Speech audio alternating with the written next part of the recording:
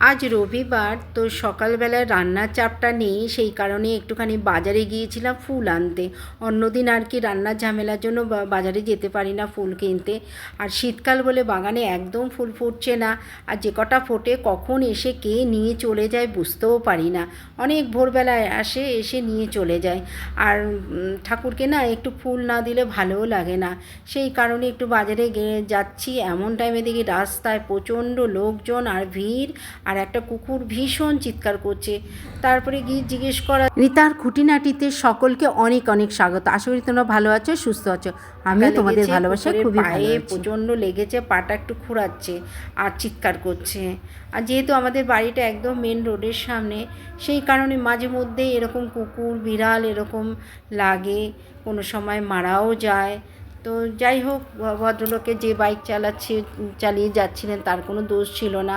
কুকুরটা এপার থেকে ওপারে যাওয়ার সময়ই বাইকে একটু ধাক্কা লেগেছে। ধাক্কা লাগাতে পায়ে প্রচণ্ড চোট পেয়েছে, নয় ভেঙেছে নয় চোট পেয়েছে, ভীষণ দাঁড়াতেই পারছে না কুকুরটা।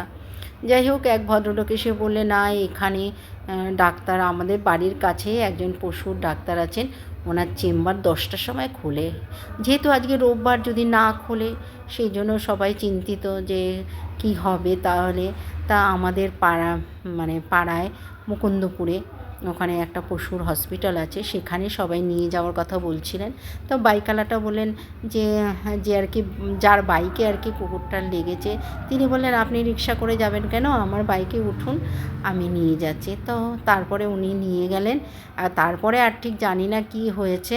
তা আমি বাজার থেকে এসে যথারীতি যেরকম রোজকার কাজ করি সে কাজ শুরু করে দিলাম। যেহেতু রোববার, রান্নার চাপটা পরে করলেও চলবে, অফিসে কেউ নেই, গড়িমসি করে রান্না করব। রিতার খুঁটিনাটিতে সকলকে অনেক অনেক স্বাগত। আশা করি তোমরা ভালো আছো, সুস্থ আছো। আমিও তোমাদের ভালোবাসায় খুবই ভালো আছি। দেখো, রান্নাঘরে চলে এসেছি, ভাত বসিয়ে সমস্ত বাসনগুলো গুছিয়ে নিলাম। না হলে রান্না করতে ভীষণ অসুবিধা হয়, এলোমেলো বাসন থাকলে না রান্না করা মুশকিল আছে। কোথায় হাতা, কোথায় খুন্তি, কোথায় বাটি, কোথায় হাঁড়ি, এসব খুঁজতে খুঁজতে অনেক সময় চলে যায়। দেখো, ভাত বসিয়ে দিয়ে সেই আবার কিছু কিছু ঘরের কাজ করে নিচ্ছি, নালে দুটো একসঙ্গে না করলে না বেশ বেলা হয়ে যায়। ওইদিকে রান্না, ওইদিকে ঘরের কাজ, সমস্ত করতে খুব অসুবিধা হয়ে যায়। তারপর যেই রান্নাটা হয়ে যায়, স্নান করি, তারপরে কিন্তু আর কোনো ঘরের কাজ করতে ভালো লাগে না। তাই আমি রান্নার ফাঁকে ফাঁকেই সমস্ত ঘরের কাজগুলো করে নিই, দুটো একসঙ্গে হয়ে যায়, ভালোই লাগে। তখন স্নান টান করে খেয়ে একটু বসতে পারি, না হলে অন্যদিন কিছুতেই কাজ শেষ হয় না। স্নান টান হয়ে গেছে, এবার পুজো দেব। দিয়ে তোমাদের দাদা ভাই আজকে যেহেতু রোববার, একটু আড্ডা না মারলে হয় না, তাই একটু আড্ডা মারতে গেছে। মেয়ে স্নানে গেছে, আমি পুজো দিয়েই এবার দুজনের ভাত নিয়ে বেড়ে চিৎকার শুরু করে দেবো যে খেতে আসো, খেতে আয় রে।